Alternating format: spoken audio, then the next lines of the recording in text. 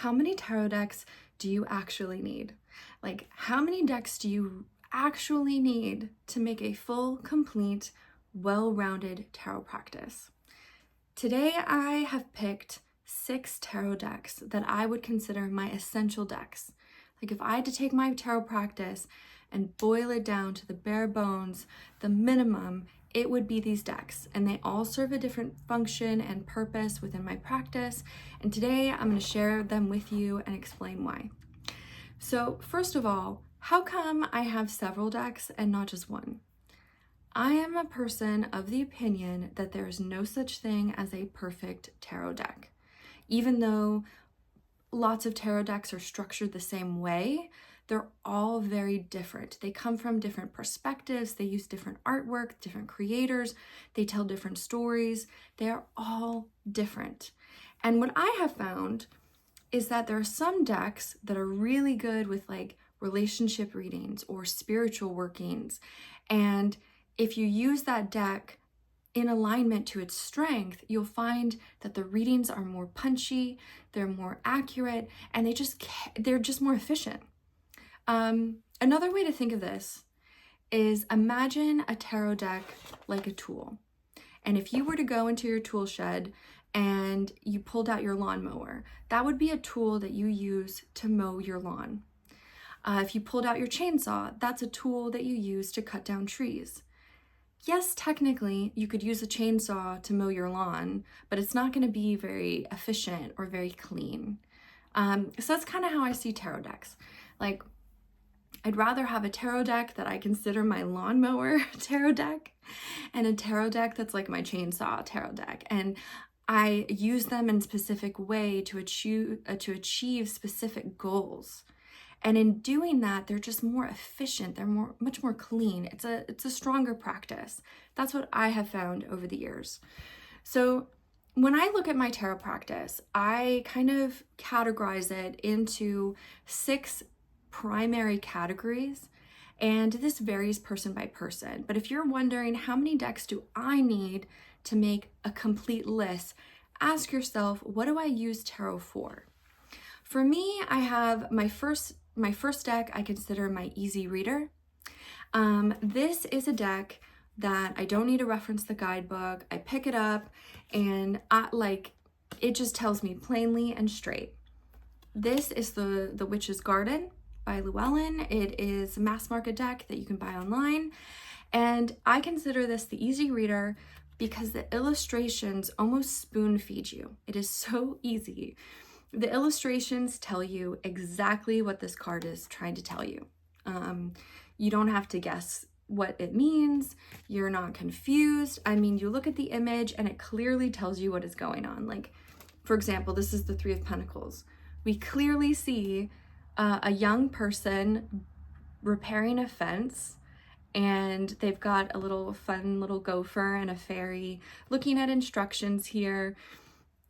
This is about teamwork, collaboration, building, everything in this deck. I use this deck a lot for client readings because it's very clear and simple and easy for clients to understand. You do not need to be like an esoteric guru. You don't need to be a tarot expert. This deck is just very simple. I call this my easy reader. So that would be the first essential tarot deck in my collection. Now, what is an easy reader? Just because the Witch's Tarot is an easy reader for me doesn't mean that it'll be an easy reader for you. How you can determine if a deck is an easy reader, it's not a pip deck. I would avoid pip decks because it requires numerology and other things. So don't get a pip deck, first of all, and get something that the illustrations have a lot of emotion and reaction to. So like, for example, in this Tower card, there's a lot of emotion here. There's a lot of action going on. You can see the lightning that's hit the tower and the tree, and there's little badgers here ready to save the children who've fallen out of the tree house.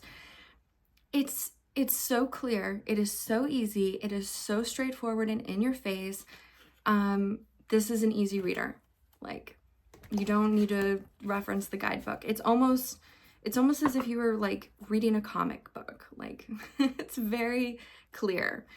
The next deck that I have as my essential tarot practice is more of an esoteric deck, something that is symbolic, it is more creative, it's more dreamlike, it is symbolically dense and challenges me to use my imagination. The deck for that is Tarot of Mystical Moments. And I'll share with you guys some of the imagery. It has this like great little guidebook here. But I really love this deck as my esoteric deck or my surreals deck because the artwork, again, it's different than the easy reader in the sense that it doesn't spoon feed you at all. All right, it's not, the illustrations are not like a comic book. It's more artistic, it's more dreamlike, it's more dense in the way that it challenges you. So this is not spoon feeding you the reading. If you're gonna read with this deck, you have to use your imagination. You have to use your empathy, your ideas. You have to engage different areas of your brain to put pieces together to figure out the story. And I like this deck because I need to have a deck that challenges me. I need to have a deck that sparks my imagination, a deck that doesn't spoon feed me. And this is very important for my own personal practice because as we're developing our spiritual path, as we're enhancing our intuition, a lot of that boils down to our internal creativity. And, you know, you don't want to have just an easy reader tarot deck. Like, you don't want to just be spoon-fed answers all the time. You want to expand your mind, your vision. So that is Tarot of Mystical Moments. The third essential tarot deck in my collection, I like to call my journal deck. This is a deck that always wants to talk, always wants to spark a dialogue, is full of prompts, and I use this deck for my inner monologue, for journaling, essentially. This is Poesis. It comes with a beautiful poetry book that I highly recommend. This is not like your typical tarot deck. It has these keywords. It's more like an oracle deck, but it has these beautiful keywords at the bottom, stunning artwork, and the poems that come with this deck are incredible. They're incredible, they're creative, and anytime I want to journal, I'll just pull a card or two from this deck and I'll read the poetry, and it sparks that inner dialogue. I want to pick up my pen and paper. I want to start writing. I want to start creating. And this deck is phenomenal for that. If I had to only have like one deck for journaling, it would be this, journaling or creative writing. Poesis is just, it's a phenomenal deck for that. So journaling is a huge part of my practice, but I find that there are some decks that are easier for journaling than others. So that is Poesis. Finally, I have my, well, not finally. Third, I have my emotional deck. My deck that is just very fluid. It bleeds between the lines. It fills me with emotion, and really it's inspiration. Like when I think about the fluidness of life and I want to ponder just that creative joy, that is the Lillifer Tarot for me. And this deck, I love it. I absolutely love it. And mainly it's because the artwork. The artwork it's fluid, it's creative, it is vibrant. Even though it has a lot of illustrations that are very action-based, it's not literal, like the Witch's Garden. Like, it's not literal. Like here, I'll pull a card from the Witch's Garden. So we got the Emperor. You can see it's very literal. It's a very literal, king. He obviously has power. He's got a falcon on his shoulder. He's got a ram, a goat. Like this is a very literal interpretation of the Emperor, and that's what makes this an easy reader. Whereas for the Lillifer Tarot, like here we've got the King of Swords. It's a similar, but it's totally different.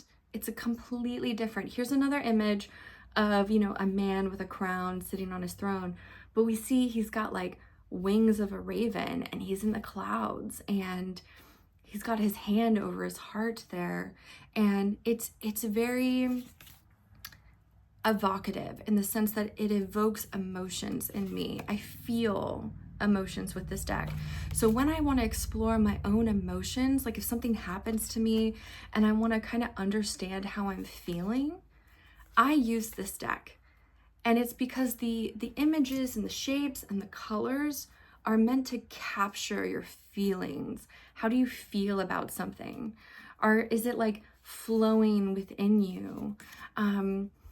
It's just a beautiful deck that allows me to project my feelings onto artwork, and it's very creative in that aspect of my practice. I use this a lot for relationship readings, the Lillifer Tarot, because it's very good at kind of like articulating our emotions, because our emotions are quite complex and nuanced and multifaceted. So that would be the Lillifer Tarot for me.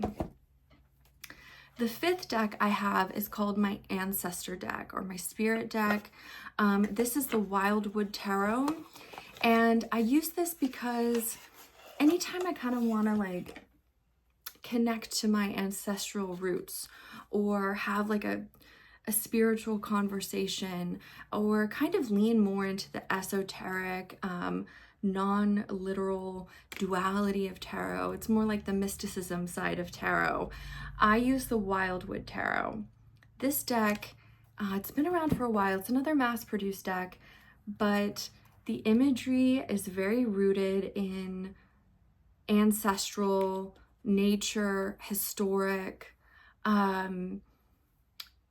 It's a very unique deck, and the guidebook that comes with it is it's really informative as well. But again, even though these illustrations are very beautiful, they're not to be taken literally like the easy reader. They're meant to be to spark a conversation.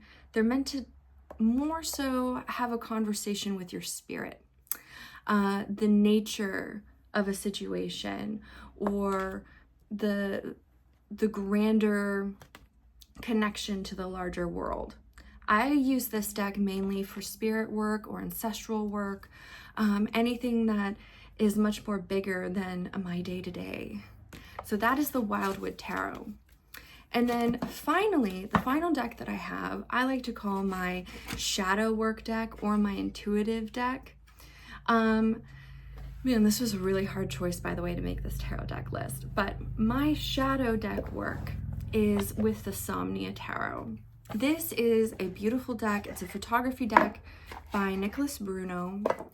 And it's the first time, like when you first look at the artwork, it's a little bit unsettling because all the characters are all anonymous and they're never facing the camera. Like you never see their faces, or they've got like cloth over their head, right? They're always obscured. So you never see their faces. You never see their reactions or what they're feeling. And because you never see the figure themselves, like here's a great example. They almost kind of look like a ghost. Because you never actually see the faces of the character, it's a really great platform for you to do any internal shadow work. It's very bold and raw.